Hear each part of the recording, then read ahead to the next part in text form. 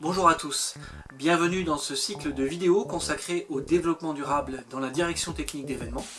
Aujourd'hui, nous allons parler des fluides.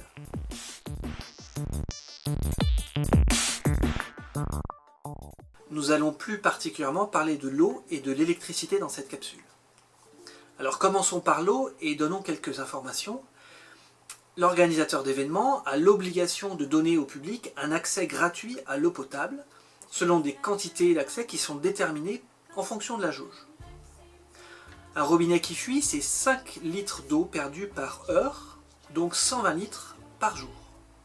Et sur le volume d'eau potable introduit sur le réseau en France, 20% est perdu en fuite. Autant dire que sur les événements, la proportion est au minimum la même. On a parfois du mal à mettre une limite à la consommation d'eau car elle arrive dans nos maisons sans interruption. On paye une facture à la fin du mois, mais pas au moment d'ouvrir le robinet. Du coup, pour l'eau, comme pour l'électricité, on a tendance à penser qu'il n'y a pas de limite dans le stock disponible, et donc il y a peu de limites à donner à sa propre consommation. Or, selon l'ONU, à l'horizon 2040-2050, 40% de la population mondiale connaîtra des épisodes de pénurie d'eau. Et ça ne se passera pas qu'à l'autre bout du monde. Par exemple, en 2017, la ville de Rome a coupé l'eau du robinet 8 heures par jour pour gérer la pénurie. À plus grande échelle, rappelons que 3 personnes sur 10 dans le monde n'ont pas accès à l'eau potable. Dans nos événements, il est donc nécessaire de réfléchir à la consommation d'eau, sans bien sûr déroger à notre obligation de sécurité sanitaire pour le public et pour les travailleurs. Par exemple, sur des événements éphémères avec des installations de plomberie, faire appel à un plombier événementiel peut permettre d'avoir une démarche efficace et maîtrisée de la consommation d'eau. La réactivité du service, quand est signalée une fuite, fera toute la différence. Il est peut-être également temps de supprimer certaines animations ou attractions à base d'eau qui se perdent dans la nature. De penser à collecter et réutiliser l'eau de pluie dans certains systèmes, d'éviter les toilettes chimiques et de bien dimensionner et régler les robinets et chasses d'eau, etc.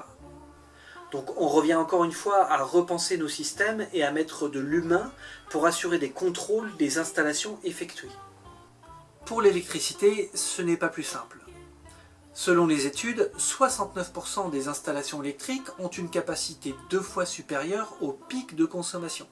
Ce qui veut dire qu'on a un surcalibrage quasi systématique des installations, avec les inconvénients que cela engendre.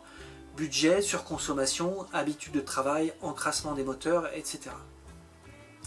Attention, il ne faut pas oublier que l'électricité n'est pas un indicateur environnemental. Comme l'a développé Greenit, l'électricité est une forme d'énergie finale, produite à partir d'une énergie primaire. Cette énergie primaire peut être du charbon, du pétrole, du nucléaire, de l'ensoleillement, la force de l'eau ou du vent, avec évidemment pour elle un impact environnemental totalement différent en fonction de celle-ci. Le lien de l'article est dans la description de la vidéo. Mais dans tous les cas, s'engager dans une démarche de développement durable nécessite de réinterroger les usages et les besoins en électricité de l'événement. Pour cela, parlons de l'excellente approche de l'association Négawatt, qui propose un scénario de société permettant d'envisager un avenir énergétique soutenable, avec notamment la division par 2 de la consommation d'énergie. Elle s'articule autour de 3 piliers.